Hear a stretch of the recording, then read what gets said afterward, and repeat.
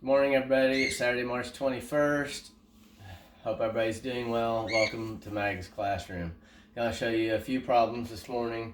The topics are solving equations with fractions or solving equations that have square roots in them, or also called radicals in them. So when you solve an equation that has fractions in them, I'm going to say get rid of the fractions. On an equation like this, where you just have a fraction equaling a fraction, just cross multiply and that will get rid of the fractions. So I'm going to go 3 times the quantity 3x plus 2, and since it's a quantity that's trapped with a plus or minus sign, we need to make sure that that's put in parentheses because we're going to have to distribute that 3, equals 5 times 2x. And when you cross multiply, it doesn't matter if that side's on the right or on the left, it makes no difference. Cross multiplying is very user friendly. So now we distribute the 3. 3 times 3x is 9x. 3 times 2 is 6. 5 times 2x equals 10x. So now we're to the point where we can't combine anything on the left, can't do anything on the right, have to have your letters on one side of the equation, numbers on the other. I'm going to move the 9x over to the other side. Change sides, change signs. So 6 equals 10x minus 9x is 1x. 1x and x are the same thing. So our answer to this equation is x equals 6. Next equation I'm going to do is 1 over x. Oh crap.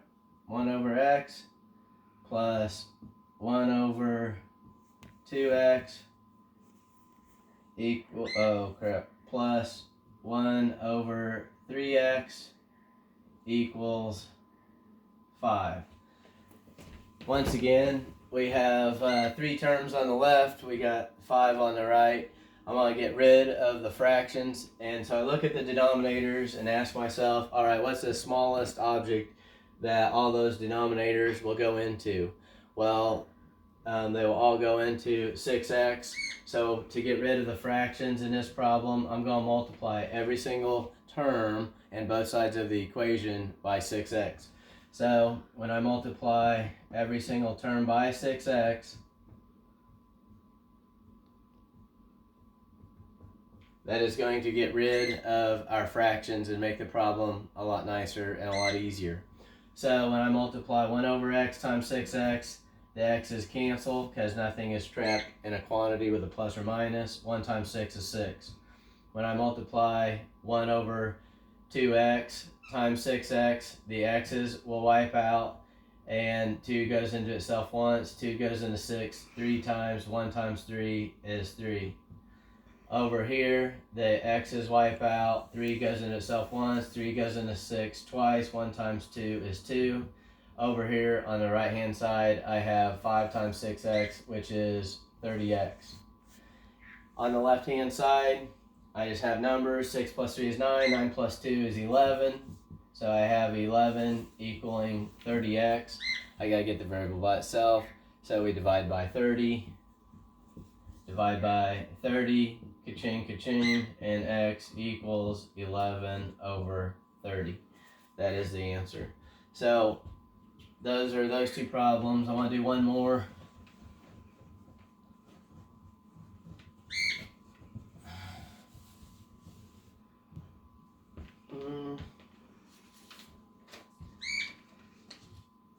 One over 3x plus 6 minus 1 over x squared minus 4 equals 3 over x minus 2.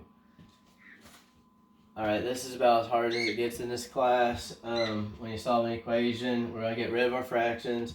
But on this, to see what to multiply by, on the 3x plus 6, you have to notice, alright, well, we could factor out a 3 because both of those terms have a 3 in common. So when I factor a 3 out of this denominator, I have x plus 3 goes into 6 twice. So same thing, different look. If you distribute back, you get where you just came from. 3 times x is 3x, 3 times 2 is 6. It's the same thing. So all I did there was I factored out a 3. On this denominator, x squared minus 4, you have to recognize that as the difference of 2 squares. And the difference of 2 squares factors to be conjugates. They're going to be x plus 2 and x minus 2.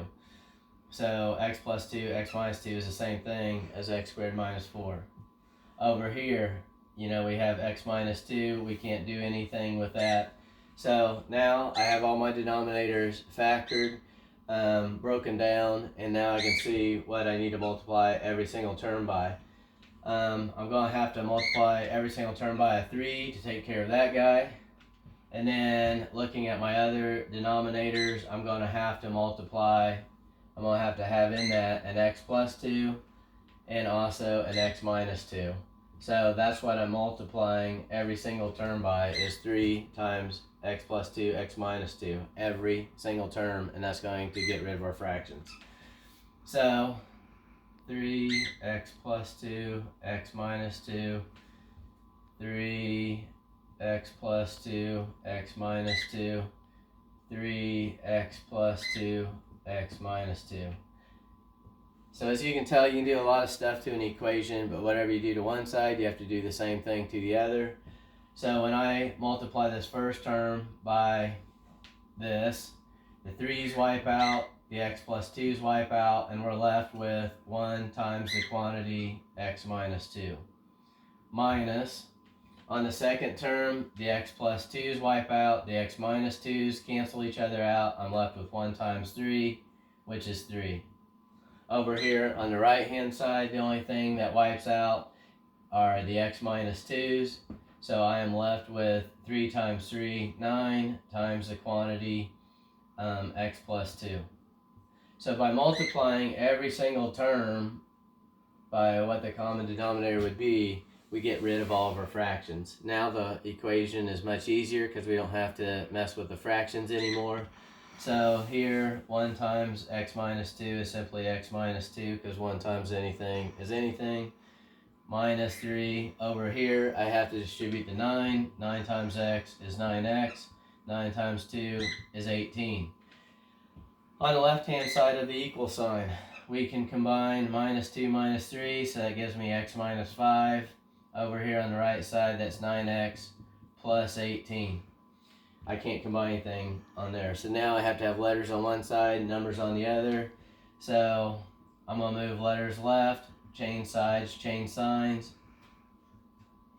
So 1x minus 9x is negative 8x. I move letters left, so numbers need to go to the right. A minus 5 moved over, addition undoes subtraction, so we add 5 to both sides. So now I have negative 8x equaling 18 plus 5, which is 23. Divide by a negative 8.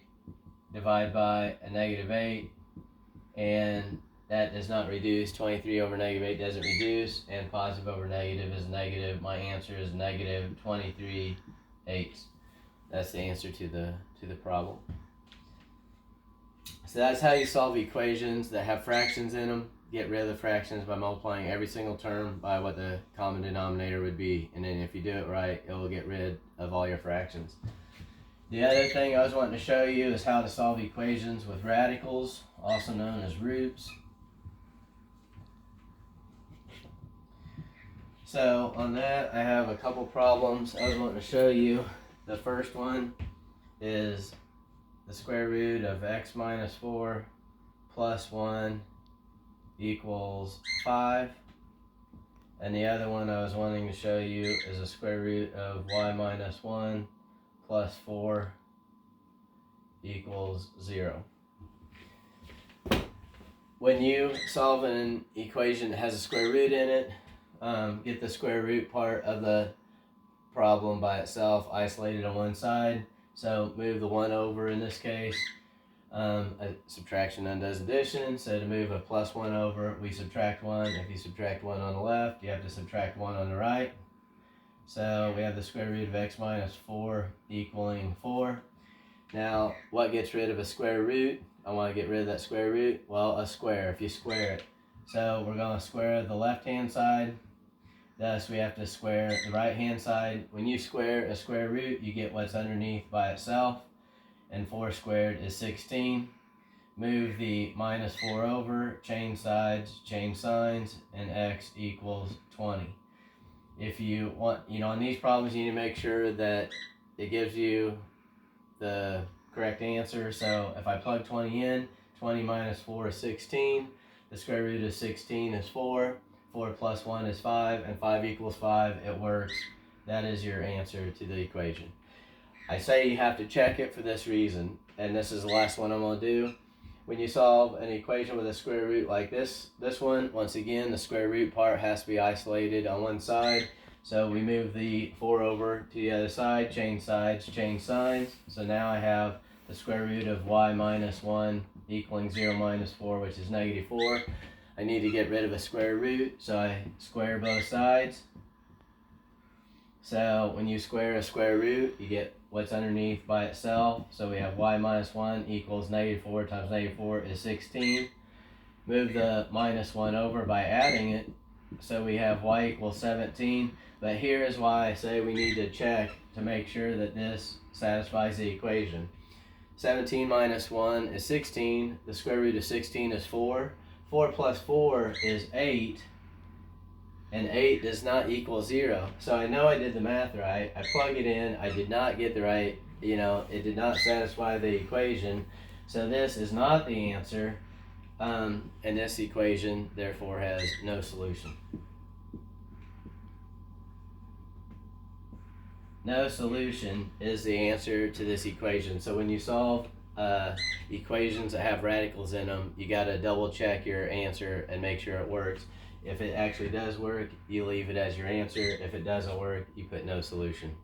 And that's what I got for today. You guys have a great weekend. Thanks.